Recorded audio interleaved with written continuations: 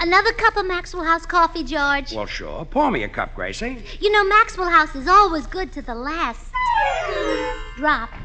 And that drop's good, too. Yes, it's Maxwell House Coffee Time, starring George Burns and Gracie Allen.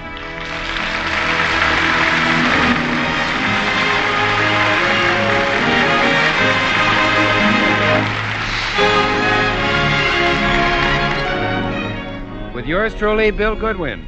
The music of Meredith Wilson and his orchestra. Our happy postman, Mel Blanc, and Doris Singleton. For your Thursday night comedy enjoyment, it's George and Gracie. And for your everyday coffee drinking enjoyment, it's Maxwell House, the coffee that's always good to the last drop.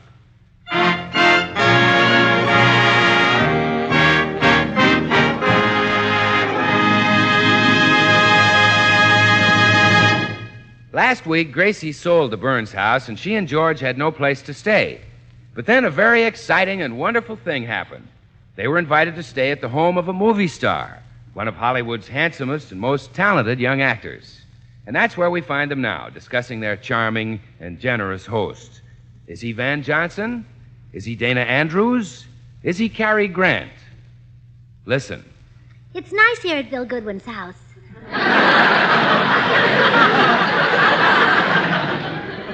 Yeah, it's swell of him to let us stay here. The only thing is, I wish those girls of his wouldn't telephone day and night. Oh, the women really chase after Bill, all right. Reminds me of your younger days, George. Oh, go. Well, on the very day we got married, a woman was chasing after you. Who was she? My mother. And if she caught you, I'd be a widow. Oh, yes, I forgot about that. I wonder what's the secret of Bill's success with women. Well, he's good-looking and he knows it. Have you seen the pictures in his den? No. Well, you should see what's written on them. To big, beautiful Bill. Well.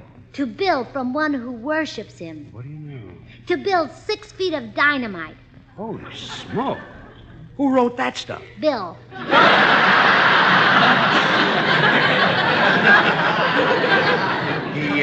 He wrote it himself? Well, why not? They're all pictures of him. Oh, his own... Well, pictures. hello, Burnses. Hello, Bill. Oh, hello, pretty boy. Hello, host. Are you comfortable? Everything all right? Oh, yes, and it's sweet of you to let us stay with you until we find another house. Oh, as a matter of fact, Gracie, you're doing me a favor. Till you moved in, I was a typical bachelor with nobody to look after me. Now my meals are delicious, the house is spick and span, and my shirts have never been washed and ironed so beautifully. Oh. Well, George, don't stand there. Bill just paid you a compliment.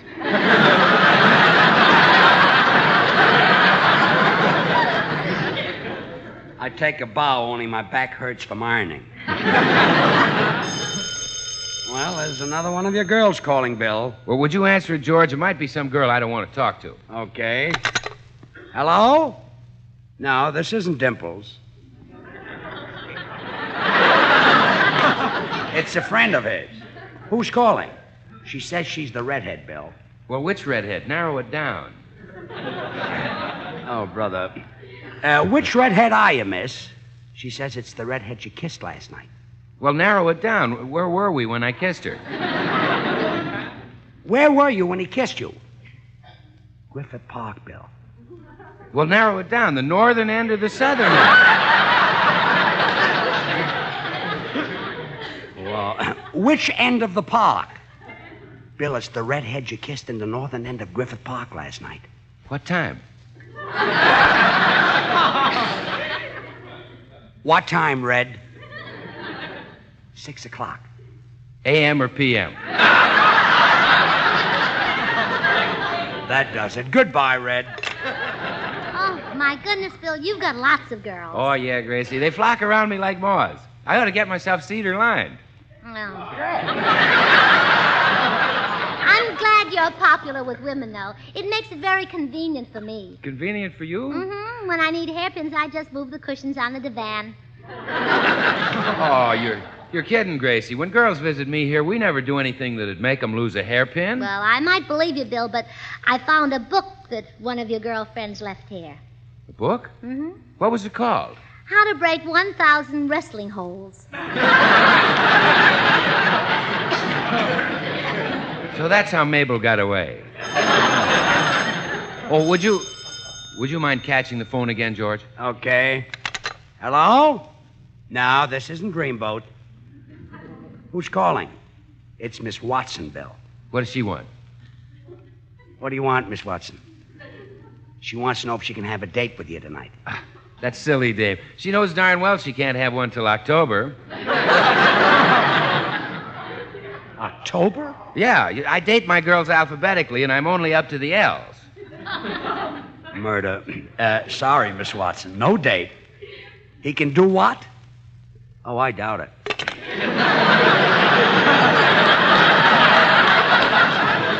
Boy, the way you treat those... Another one? Oh, you should have been here before the phone strike. Now I'm only getting calls from local girls. You take this one, Gracie. Okay. Hello? Yes, Superman's here. Who's calling? It's Hildegard, Bill.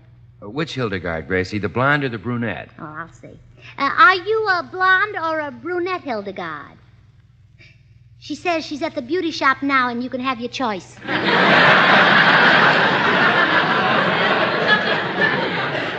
I don't want to talk to her, Gracie. Tell her I'm engaged. He's engaged, Hildegard. She says she knows it. She's the one you're engaged to. Oh, that Hildegard. Hang up on her. He's busy now. Oh, okay. Suit yourself. She says she's coming over here. Women, nothing but women. I'm sick of them. I'm going out. Oh. Well, if we want to reach you, Bill, where will you be? The usual place, stage door at Earl Carroll's. So long, folks. Bill, wait a minute. Let me give you a little advice before you go. Settle down and get married. Why? That single life is no good. First, you're kissing a redhead in Griffith Park. Then you're necking with some blonde. Then a brunette has got her arms around you. Then... Hey, that's... George!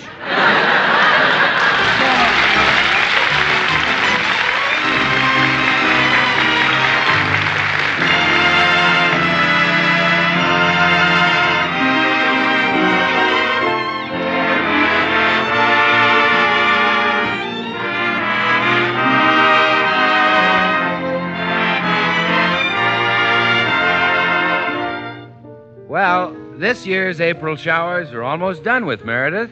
That they are, Bill. And if it hasn't exactly been raining violets, well, the cherry blossoms are back in bloom on the banks of the Potomac, and the grass is growing green across the land. Spring fever sets in roundabout now. The days grow longer, and you start to think of gardening and golf. Winter's finally done with, and gladder times are on their way. That's the great and never-failing promise that April has brought again to our American scene. Makes me think of all the pleasure Maxwell House coffee brings to the American scene. Here in America, we love coffee. It's our national drink. And it's a fact worth noting that today, more people buy and enjoy Maxwell House than any other brand of coffee at any price. It's Maxwell House wherever you go. Flavor explains this overwhelming preference, that good to the last drop Maxwell House flavor that results from the skillful blending of these carefully selected Latin American coffees. Manizales for mellowness.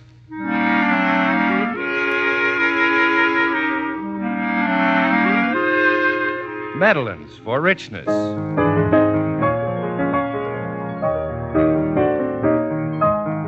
Other choice coffees for vigor.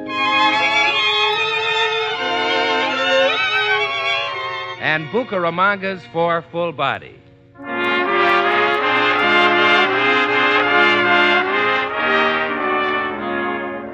Adding up to great coffee at the peak of perfection. So, friends, why not enjoy the matchless pleasure of coffee at its best? It's yours for just a fraction of a penny more per cup than you'd pay for the cheapest coffees sold. Ask for Maxwell House. Always good to the last drop.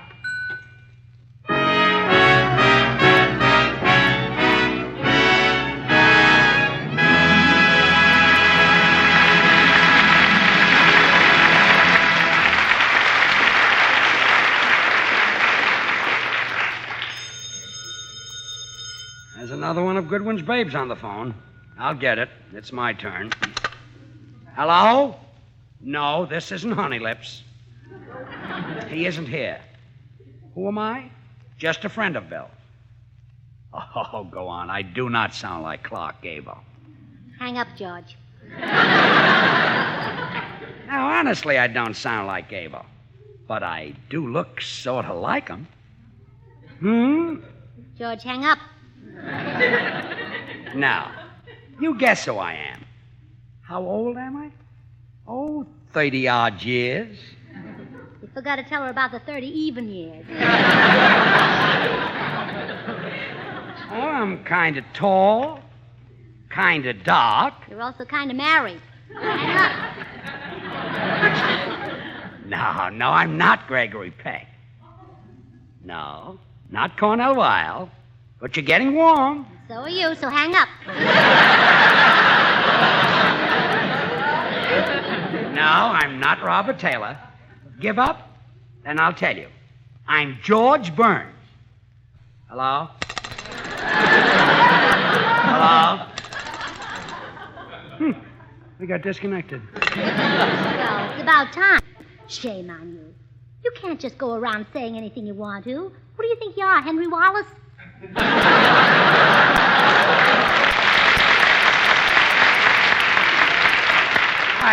I was only being polite. Someone at the front door. Well, I'll answer it. You go in the den and write, I am a married man 50 times. Come in. Where is he? Where is that two-timing wolf? I sent him in the den. You mean Bill Godwin? Oh, he's out. Well, I've got to see him right away. I'm Hildegard. Where's your piano? No, not that one. Oh. I'm Bill's fiancé, and I'm here to break off our engagement. Oh, well, I can handle that for you. Here, fill out this form. Oh, Bill has a regular printed form for breaking off engagements? Yes. And I better order some more. We're down to the last 50. Oh, well, okay, I'll fill it out. And then sign this receipt, and I'll return the engagement ring you gave him. There you are. He keeps the ring right in this drawer. I'll empty it.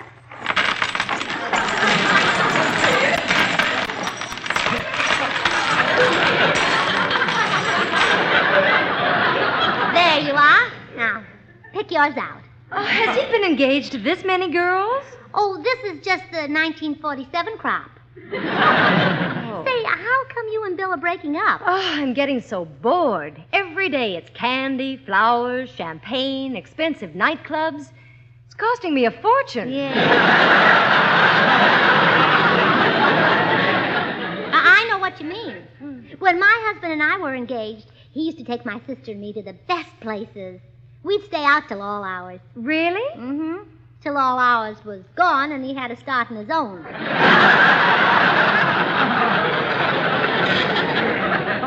Well, why is it that the good-looking men are always broke? It's the old fuddy-duddies that are rich. The older and more broken down they are, the more money they've got.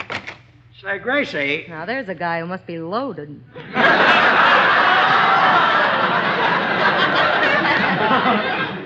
Huh? Oh, come here, sugar daddy.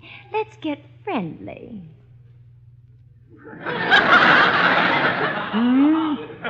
George, you pop your eyes right back into your head. Come on, honey. Let's get acquainted. You know, Bill's often spoken of his rich father. He's not Bill's father. He's my husband. You mean you're married to this rich old fuddy-duddy? He's not a rich old fuddy-duddy. He's practically broke. Now, you get out of here and leave him alone, you wolfette. Okay. You saw him first. What a shock that must have been. Well, goodbye. Goodbye. Oh, start packing our things, George. I'm getting you out of this harem. Yeah, but we've got no place to go. You sold our house. Well, we'll move in with Meredith Wilson. There are no girls around his place. He's too bashful. I heard that Meredith was engaged to the cashier at the drugstore. Oh, that was a misunderstanding. One night, as he was reaching for his change, he touched her hand and he thought he had to marry her.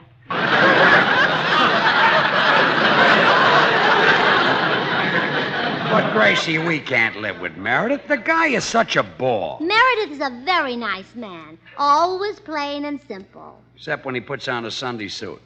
Then he's dressed up and simple. At least at Meredith, you'll be safe from designing women. Oh, it's probably another one now. Now, you stand back. I'll open the door. Hello, Sugar Lump. Why, Mr. Postman. Oh. Excuse me, Mrs. Burns. I thought you were one of Mr. Goodwin's girlfriends. I forgot you and Mr. Burns were staying here. Oh, well, we won't be for long. Why not? Oh, one of Mr. Goodwin's sugar lumps melted all over my husband. Aha, jealousy. The green-eyed monster has been aroused. Yeah, and he can just be calm. He's married to me. Oh, when I said the green-eyed monster, I meant... Well, what do you know? It fits either way. Now, anyway, we've got to find a less dangerous place to stay. I think we'll move in with Meredith Wilson. Why don't you come to my house? I'll fix up the spare room and you can move in next week. It might be dangerous at your house, too. Suppose your wife falls in love with my husband and decides to leave you. Do you think that might happen? Well, it might. Then move in today. Now, Mr. Postman, you wouldn't want to lose your wife. You've been married to her for such a long time. Yes. 15 years ago, I embarked upon the sea of matrimony. Boy, am I seasick.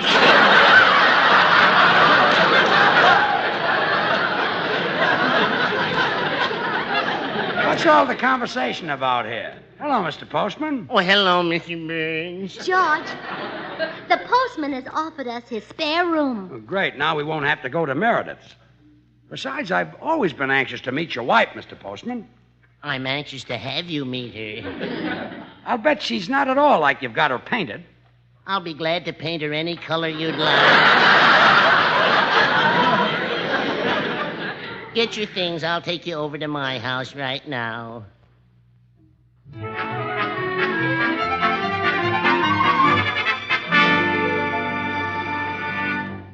Well, here's my house. Mr. Postman, maybe you should have telephoned your wife and asked her permission before you brought us over. Nuts to that. I'll just go in and tell her you're going to stay here. And if she don't like it, she can lump it.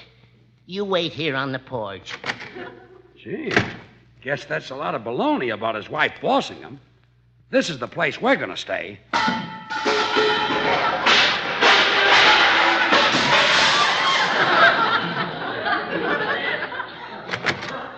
Goodbye, Mr. and Mrs. Burns. Remember, keep smiling. Come on, let's go.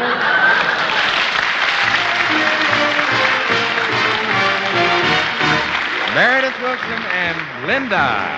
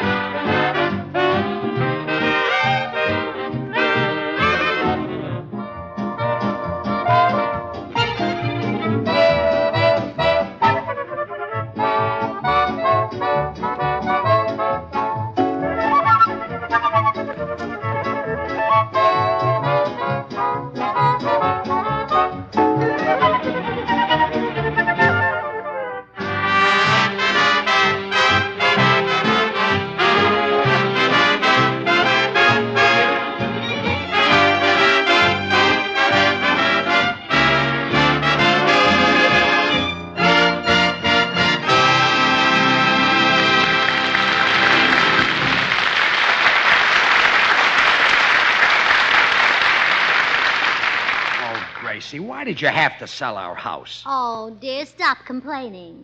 It's nice here at Meredith's. Nice. We've only been here an hour, and already he's played 2 complete operas on his flute. Well, he's trying to be a good host, and we'll be polite if it kills us. But he said after dinner we're going to have Samson and Delilah. Well, if they're his friends, we'll be polite to them, too. Oh, sure. And besides, he isn't playing the flute now, is he? He would if he hadn't got his finger stuck in one of the holes. Yes.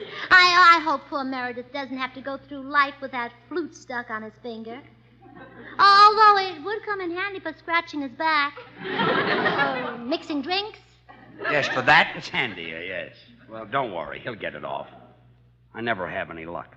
Well, George, if his flute playing annoys you that much, I know how to stop him. How? Well, as soon as he starts to play, I'll suggest that you sing. I'll say that as long as we have the golden voice of radio with us, we should listen to him.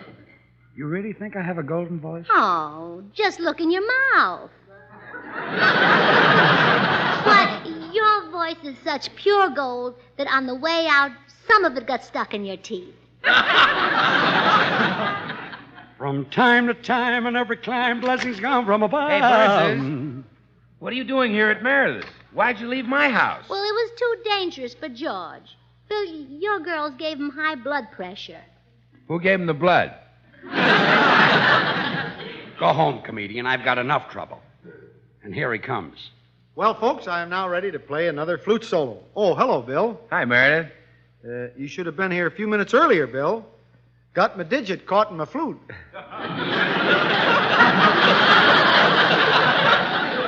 Sorry I missed that.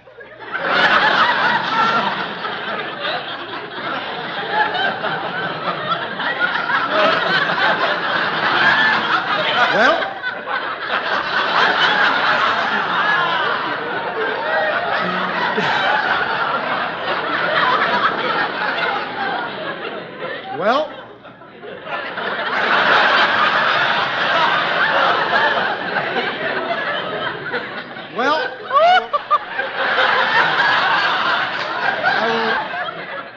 I will now render Iowa, which I composed and lived in for a number of years. Oh, Meredith, I just had a thought. We love to hear you play the flute, but it just occurred to me that right in this room we have the golden voice of radio. Why don't we listen to him, the voice that thrills millions? Well, thanks, Gracie. I guess it does thrill millions when I say that Maxwell House is rich, delicious, and mellow. And it's true. That famous good to the last drop flavor, you know, is the result of careful selection and blending of premium Latin American coffees, radiant roasted to perfection.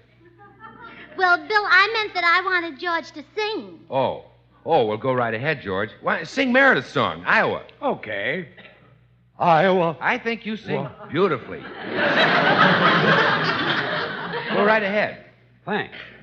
Iowa. I love to hear you sing, George. Thanks. Iowa. You're swell. Thanks. Iowa.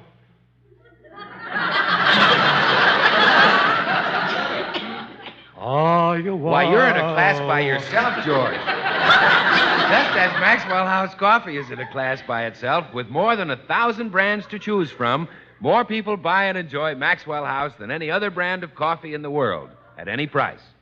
Sing some more, George. Iowa, it's a wonderful place.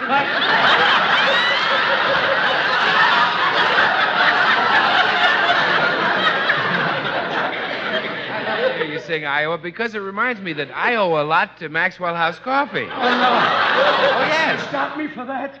And so do millions of other people. Maxwell House is the very best in coffee drinking pleasure, yet it costs but a fraction of a penny more per cup than the cheapest coffee you can buy. I owe a lot to Maxwell House. I know how to fix you, wise guy. I'll just move into another state. Arizona. Arizona, one coffee that gives you so much more for so little more. Arizona, one coffee. Oh, yes. It stretched it a little. That's why so many millions of Americans agree today's coffee buy is Maxwell House, the coffee that's always good to the last drop. And that comes to you straight from Bill Godwin, the golden voice of radio. Bill, if you're the golden voice of radio, what do you call George? I better not say, Gracie. They cut Fred Allen off the air for much less. So long. So long.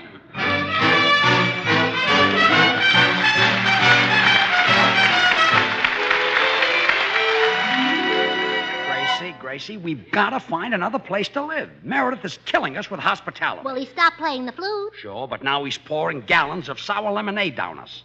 And you make me drink most of it. Well, that's to keep from hurting Meredith's feelings.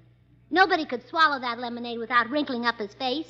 And on you, the new wrinkles get sort of lost in the crowd. Thanks. You took a few glasses of the stuff. How did you manage to get it down? Oh, well, I'll let you in on a little secret. Did you notice that I walked over now and then and admired Meredith's goldfish? Yeah? Well, look at the wrinkles on their faces. Poor fish.